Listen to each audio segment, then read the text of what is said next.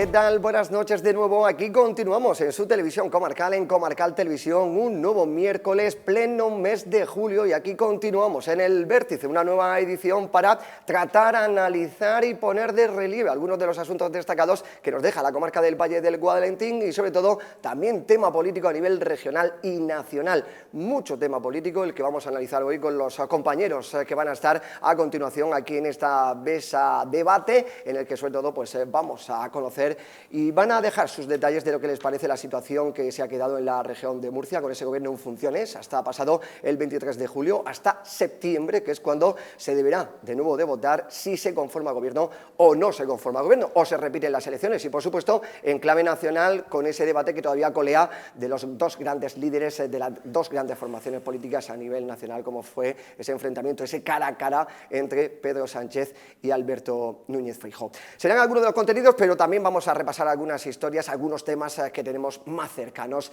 Les damos a conocer quién será el equipo que me acompaña esta noche. Luis Amador, amigo, ¿qué tal? Buenas noches, ¿cómo estamos? Buenas noches, muchísimas gracias por invitarme. Bien. Un placer, como siempre, que estés con nosotros. Luis Amador, habitual contertulio, al igual que Julián Herencia, amigo, ¿qué tal? Buenas noches, ¿cómo estamos? Buenas noches y calurosas. Sí, apretando, en un día en el que también vamos a hablar de calor, y es que se han rebasado los 42 grados, ¿eh? Hemos estado en alerta roja y bueno, pues siempre ya saben ustedes esas recomendaciones que nos hacen llegar y que debemos sobre todo de cuidar a los más pequeños, a las personas vulnerables y a los mayores. Luis Antonio Torres del Alcázar, ¿qué tal? Buenas noches, ¿cómo estamos?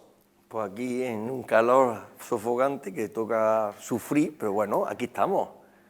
Vamos, no nos vamos a quejar, sé lo que toca. Luego nos quejaremos del frío cuando venga. Luego, efectivamente, cuando hace mucho frío nos quejamos de frío, ahora nos quejamos de calor. Vamos a comenzar hablando del calor, precisamente, Luis Amador, como decimos, pues se han rebasado esos 42 grados, temperaturas además que han situado alerta roja en la región de Murcia, en la comarca del Valle del Guadalentín, unas temperaturas que van aumentando y que se están alcanzando récords prácticamente en todos los municipios. Obliga, o por lo menos hace que los empresarios tengan que modificar lo que son, a lo mejor, sus labores habituales, sobre todo con trabajadores que tienen que estar en el campo, que tienen que estar a plena luz del sol. Es algo complicado para algunas empresas, algunos empresarios, algunos sectores que sus trabajadores dependen de estar a la luz del día, como es el caso, por ejemplo, de los agrícolas, de las terrazas, barrenderos, por ejemplo, el caso de Limusa.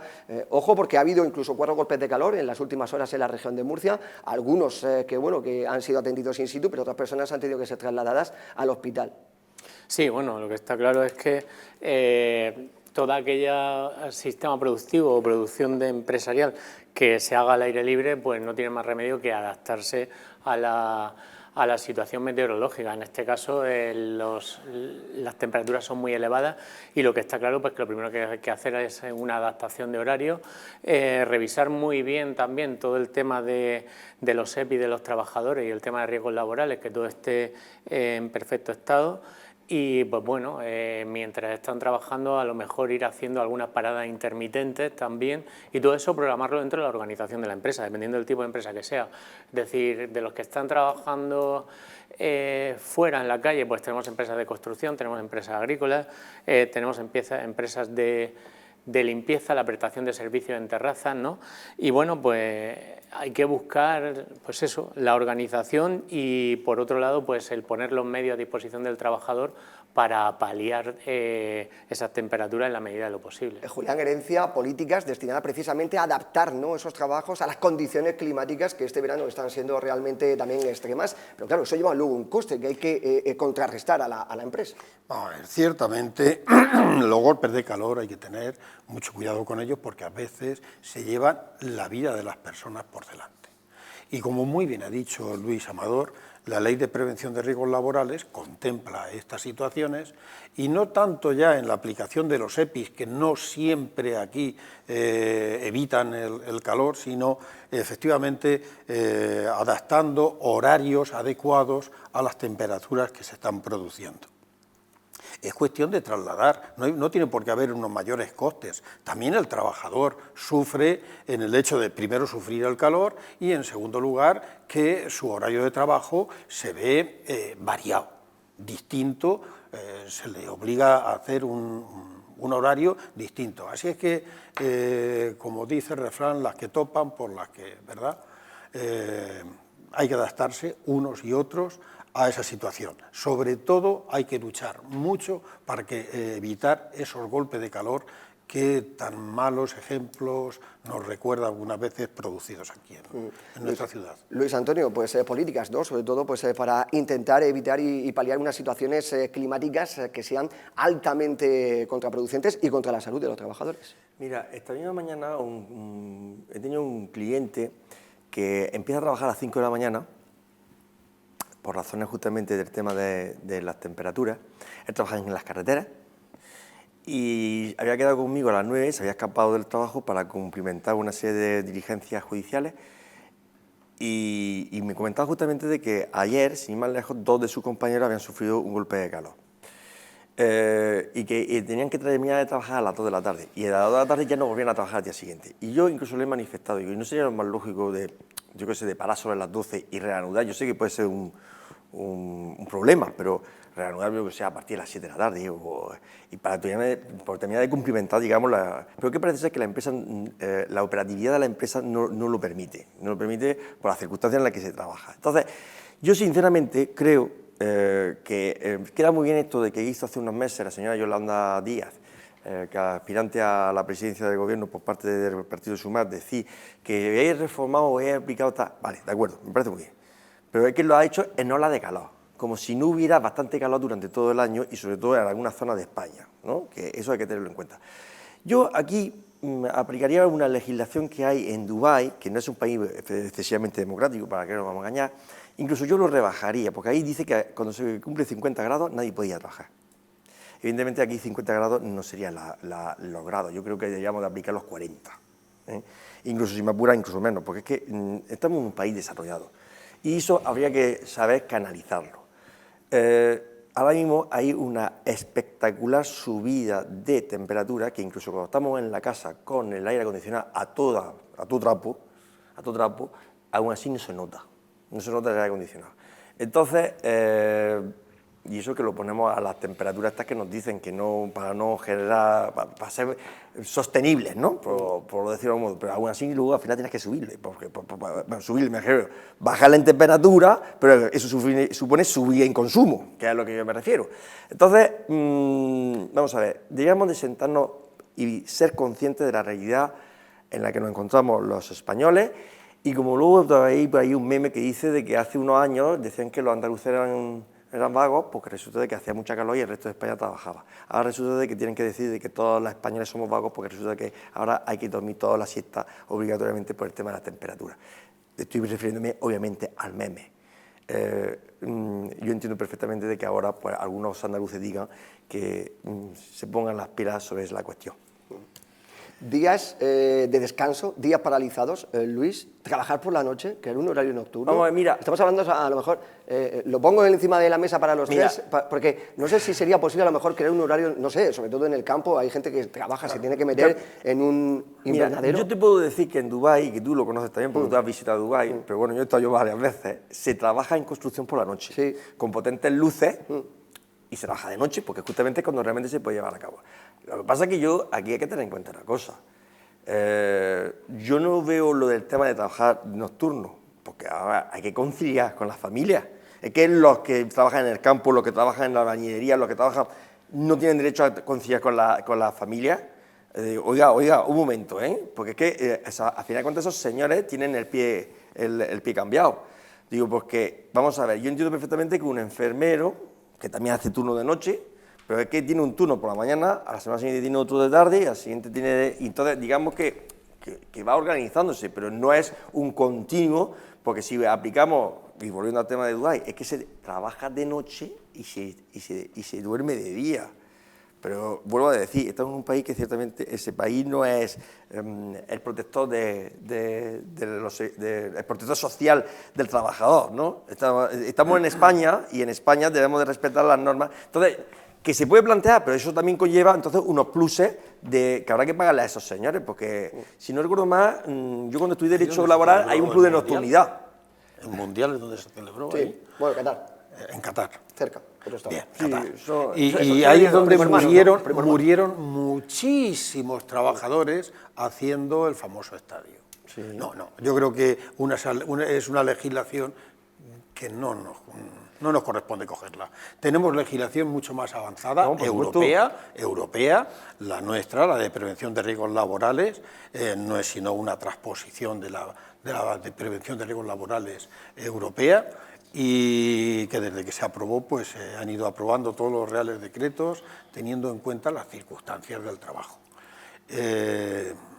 Tenemos una buena ley que podemos aplicar, y hay que tener pues las mejores formas para que no ocurran esos golpes de calor que le cueste la vida a las personas. Efectivamente, como estabais comentando, uno de los trabajos más duros ahora son la agricultura y las obras, ¿verdad?, de construcción, ¿verdad? En esos dos sitios hay que poner un especial hincapié, una especial atención, lo cual no significa una merma de producción, no debe significar una merma de producción. Como bien decía Luis Amador, se cambian los horarios, se adaptan los horarios a los trabajos que hay que hacer, se realizan los trabajos y ya está. Luis, para cerrar. Sí, bueno, de todas formas habría que tener un marco legislativo al respecto, pero dependiendo del sector en el que esté, aplicar determinadas salvedades. Por ejemplo, en agricultura, en época de recolección, el producto es perecedero. Si no lo recolectas en el momento en el que hay que hacerlo, ese producto se pierde. Entonces, toda una campaña de trabajo, la cual tu rendimiento depende de la recolección, pues en ese momento tienes que recolectar. A lo mejor lo que hay que hacer en agricultura es decir, no se va a trabajar más de 6 horas al día. En época de picos de recolección se va a permitir trabajar puntualmente, no digo que se va a permitir trabajar, por ejemplo, los domingos trabajando 5 horas, por recolectar todo, y cuando acabe la recolección quizá hacer un periodo de descanso especial o dar un plus especial, es decir, recompensarlo, pero a lo mejor en agricultura hay que hacer unas determinadas salvedades. En construcción, pues llegado a este momento, no adelantar mucho, pero a lo mejor se puede adelantar 1 hora más por la mañana y trabajar con un poco de luz artificial. Y al final, pues bueno, es adaptar todo, pero lo que está claro es que hay que tener un marco legal que respete los derechos del trabajador en épocas de ola de calor, y atendiendo a la producción, pues hacer determinadas legislaciones específicas para determinados sectores, pues dígase agricultura, dígase construcción. Yo me he quedado, perdona, has terminado. Luis. Sí. Me he quedado con una postilla que ha hecho Luis, que ha dicho que si los andaluces antes resultaba que tenían que dormir, descansar, ahora son... Y ha dicho ahora todos, ¿verdad? ¿Por qué sucede esto ahora? Sin duda por el cambio climático también. Siempre ha hecho calor aquí en toda la vida, ¿verdad? Pero ahora más y durante más tiempo. Y lo que quiero decir es que el cambio climático no puede pasar desapercibido porque nos está afectando. Y les está afectando a las personas. Murieron 61.000 personas por efecto del calor, ¿verdad? ¿Y por qué? Pues por el cambio climático. Así que cuando el cambio climático, las medidas que afectan al cambio climático, las aporta el gobierno que corresponda, pues hay que llevarlas a cabo. Hay que prestarle especial atención porque nos va la vida a los ciudadanos en ello. El cambio climático va a provocar y está provocando muchas más muertes que la pandemia que acabamos de pasar. No podemos mirar para otro sitio. Cuídense, tomen las precauciones pertinentes. Ahí están viendo pues trabajadores, ¿no?, en diferentes sectores. Ahí tienen las imágenes que bueno, trabajan a altas temperaturas y en horas centrales del día. Se recomienda, como siempre, pues mucha hidratación y sobre todo cuidado con las personas dependientes. También desde el Ayuntamiento de Lorca se ha habilitado esa casa de transeúntes para que esté abierta las 24 horas del día y para que las personas que no tienen hogar que también puedan tener un lugar donde pues, pasar las horas centrales del día. Cambiamos de asunto, hablamos de vivienda. Luis Antonio Torres del Alcázar, polémica entre Partido Socialista y Partido Popular de nuevo. Fulgencio Gil, actual alcalde de la ciudad, traslada al Ministerio su rechazo a la construcción de 862 viviendas en Carraclaca. Recuerden aquella fase de viviendas que le daba luz verde y que se iba a realizar, o por lo menos se iba a empezar a trabajar ya en el proyecto durante los próximos años. El alcalde indica, el alcalde de la ciudad, Fulgencio Gil, que no quiere que ese campo de tiro, lo que era el campo de tiro de Carraclaca, se convierta en un gueto. Por su parte, el que era alcalde, Diego José Mateos, ha indicado que el ayuntamiento ese proyecto no le va a costar dinero, que lo debe de mantener y que puede obtener unos terrenos en los que además luego posteriormente posteriormente se puede crear y se puede generar un hospital para la ciudad de Lorca. Bueno, PP que quiere modificar ese proyecto, PSOE que quiere que se mantenga. ¿Cómo ves la situación de ese proyecto de viviendas en Carraclaca?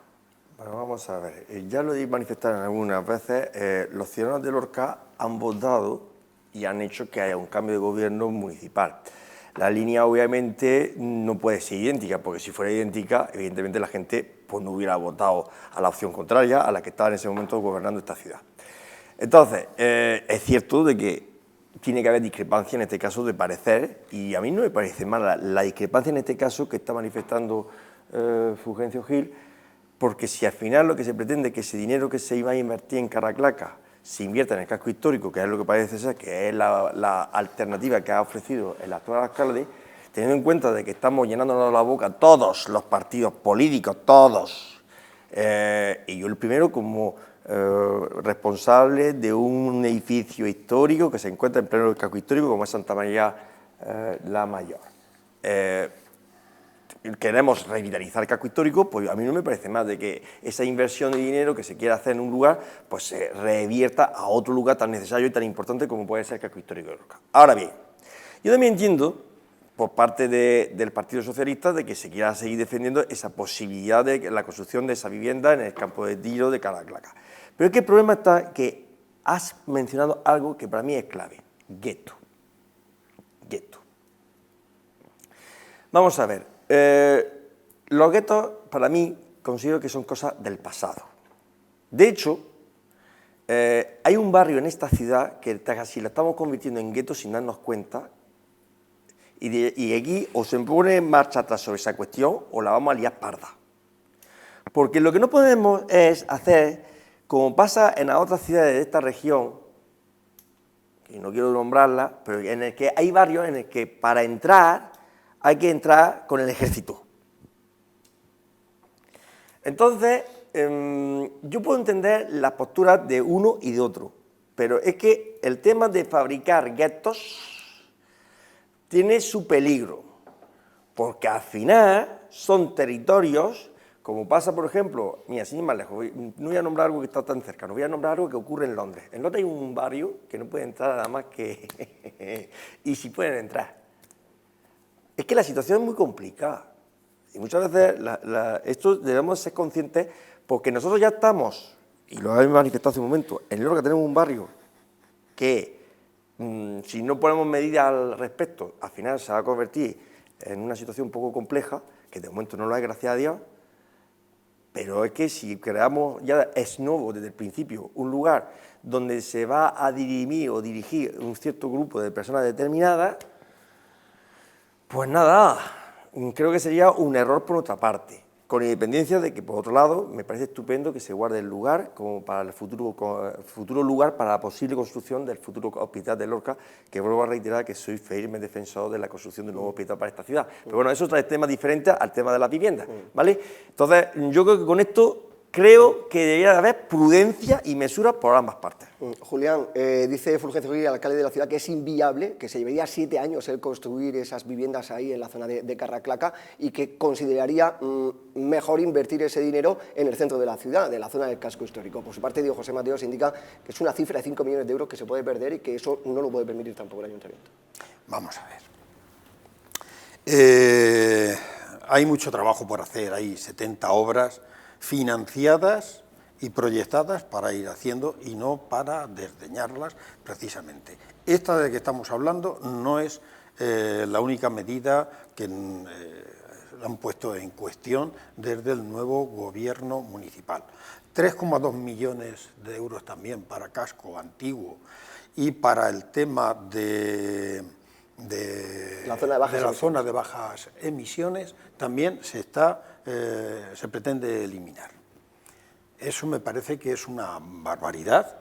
Yo hubiera preferido dejar los 100 días típicos, ¿no?, para después empezar. Pero claro, cuando se empiezan a hacer estas cosas hay que contestar a ellas también.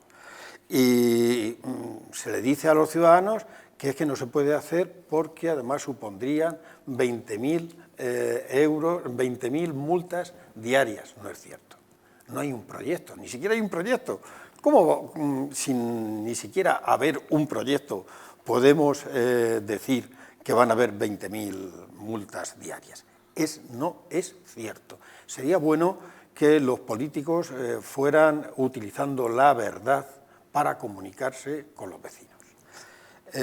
Las elecciones municipales ya están ganadas, ya las ha ganado, pues ahora hay que hacer el trabajo, hay que trabajar.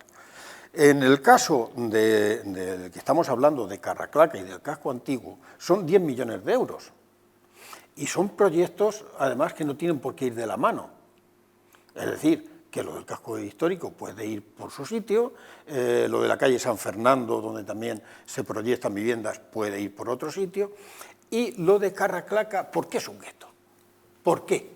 Que alguien me diga a mí por qué es un gueto. Es un gueto si yo ahora voy y construyo tantísimas viviendas. ¿Es un gueto las viviendas que hay alrededor del Rafael Méndez? ¿Los hay? ¿Lo es? Yo creo que no, ¿verdad? No lo es, para nada. Si allí se pone el hospital que necesita ya de una vez el área 3, ya está bien, ya está bien. Si tenemos un hospital y además servicios municipales, puesto que construir viviendas conlleva dejar unos espacios municipales para el ayuntamiento para dar servicios.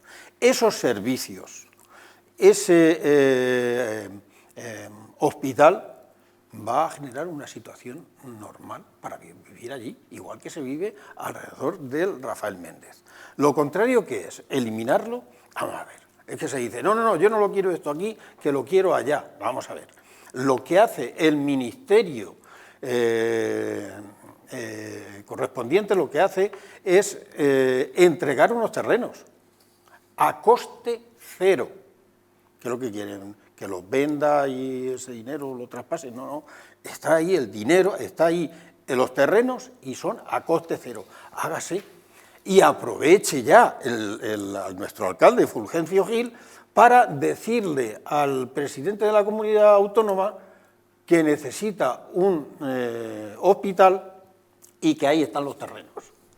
Los lorquinos se lo íbamos a agradecer muchísimo. Igual que ya al mismo tiempo pues puede aprovechar el viaje y decir dos cosas. Una, pedir perdón a los ciudadanos lorquinos porque les mintió cuando les dijo que iba a haber una comunicación directa del aeropuerto regional con Lorca, y no es cierto, y al mismo tiempo ir y decirle que ahí está unos terrenos para que se haga el hospital. Luis Amador. Bueno, vamos a ver, analizando la situación, lo que sí está claro es que en Lorca hay cierta necesidad de vivienda social, pero hay cierta necesidad de vivienda social ya, no dentro de 7 ni 10 años, sino ya. Y el segundo tema es que esa vivienda social tiene que ir dirigida a aquella gente que económicamente más lo necesita.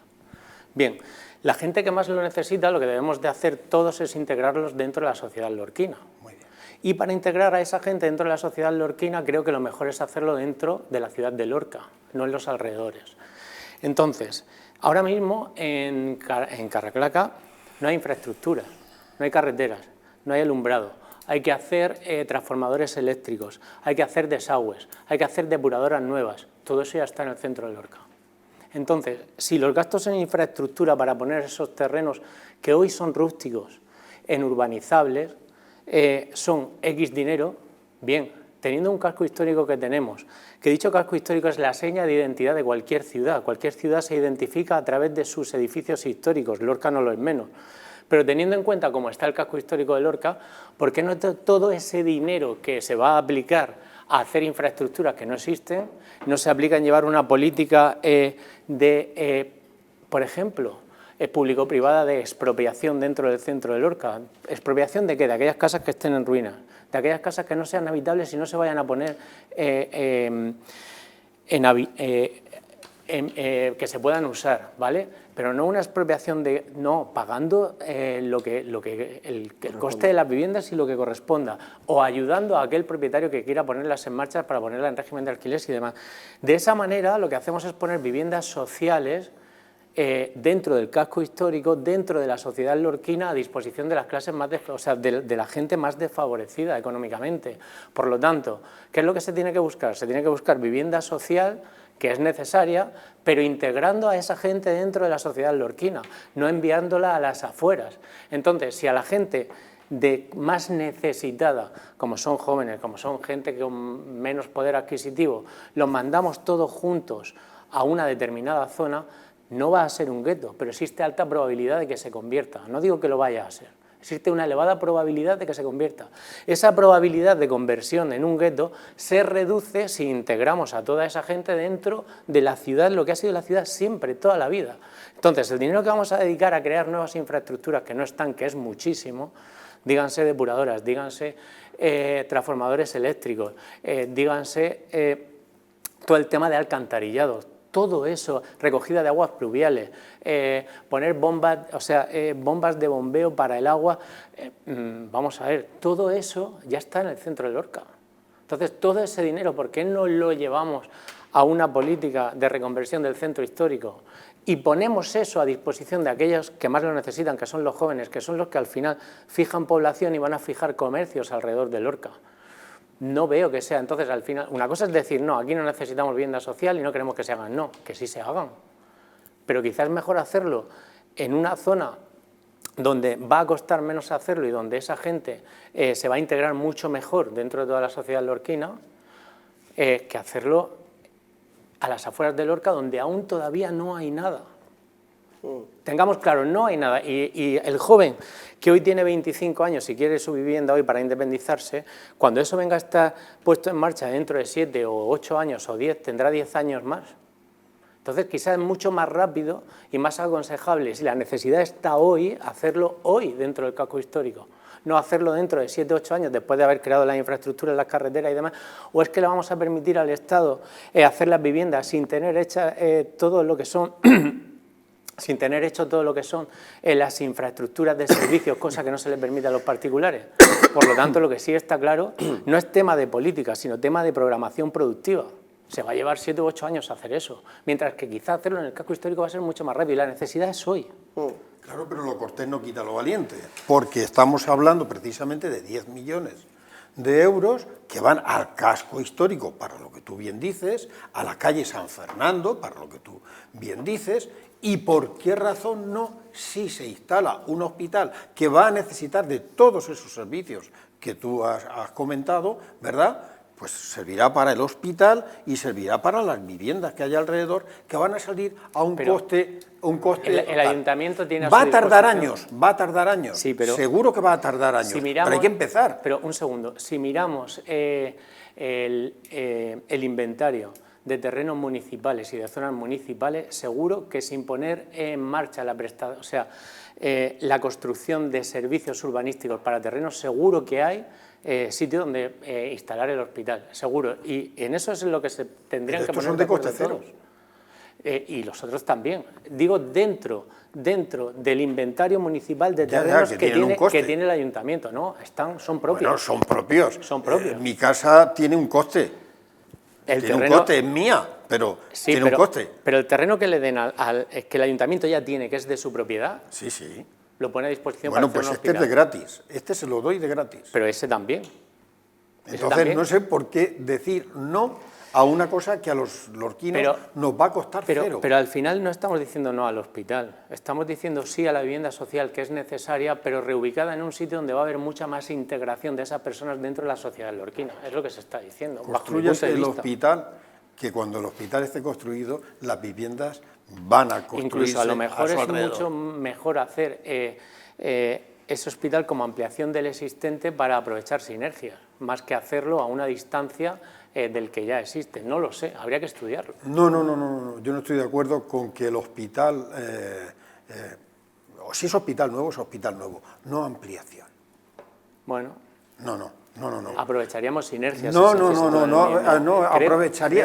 aprovechar esas sinergias significa que hay equipos ya antiguos que, como tú bien conoces la Ley de Prevención de Riesgos Laborales, sabes que a unos equipos construidos en una determinada época se les aplica una norma y a los equipos recientes se les aplica otra norma.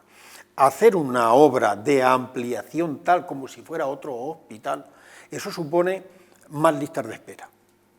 Porque claro, estoy con la obra, por tanto tengo que anular servicios. Voy a tener además contaminación microbiana y nosocomial. Nosocomial me refiero a enfermedades propias del hospital que se trasladan a enfermos, cuando estén las carretillas por allí funcionando. Equipos de los que están funcionando ahora, por ejemplo el aire acondicionado. El aire acondicionado funciona, el hospital tiene 32 años. ¿Funciona mal? No, funciona peor, ¿verdad? Entonces, todos esos equipos que vamos a ir a compartir, el oxígeno y demás, son equipos antiguos, no, hace falta un hospital nuevo, un hospital que funcione con eficaz, que funcione un hospital moderno y que dé respuesta a toda la demanda que hay. No, con ampliación, con ampliaciones, digamos, como ahora es con los de urgencias. Hombre, que parece que lo ponemos... Si es que urgencias es tercermundista. Quizá a lo mejor no me he explicado bien. No hablo de ampliar el edificio existente. Bien entendido. Sino de hacer otro hospital, pero al lado. Ya. No a 5 o 6 kilómetros del existente. ¿En donde está el actual? ¿En la ubicación del actual? Alrededor. ¿Ahí? No lo sé, habrá que verlo. Terreno municipal allí... Nos hablaba de los viveros, ¿no? ¿Dónde estaban los viveros? No lo sé, pero habrá que verlo, porque allí están los viveros. Alrededor está el aparcamiento del Artés Carrasco, que bueno, que a lo mejor hay que aprovechar parte. No lo sé, o sea, yo no lo sé. Habrá expertos que tendrán que estudiarlo. Lo único que sí entiendo es que se pueden aprovechar mejor sinergias entre los equipos médicos si los edificios están cerca que si están a 5 o 6 kilómetros. Y no olvidemos una cosa, que al final...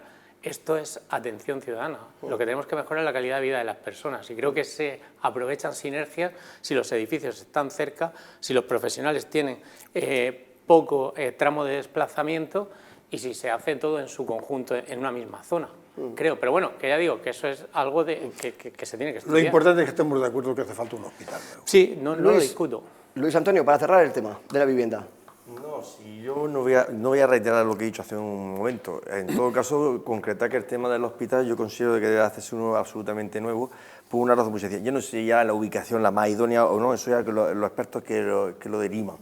Pero lo cierto y verdad es que, y dicho por los propios profesionales de que han integrado o que han dejado de integrar por el mal funcionamiento del propio hospital, que en su momento trasladó el modelo de gestión de Santa Rosa a Rafael Méndez, como han dicho algunos de ellos, que fue posiblemente el mayor problema que accionó, y por eso mismo Rafael Méndez ya nació cojeando, por decirlo de algún modo, y ha hecho de que también muchísimas personas de eminencias médicas que han estado en este hospital han tenido que marcharse por estar aburridos, ¿no? por la mala praxis, en el sentido de, no la mala praxis médica, sino la mala praxis de gestión que ha tenido este hospital. ¿Y que sigue teniendo? Bueno, sí ya. Entonces, posiblemente lo que haya que hacer es, como dicen, matar a Rafael Méndez para crear el nuevo hospital de Lorca que se llame como consideren oportuno. Pero bueno, yo vuelvo a seguir diciendo de que Lorca, llevo ya 12 años diciendo de que el hospital nuevo es necesario para Lorca. Ahora ya hay muchísimos partidos que se han sumado al tema, pero nosotros, yo me recuerdo que mi hermano y yo ya en una radio local decíamos aquello y la gente nos consideraba locos.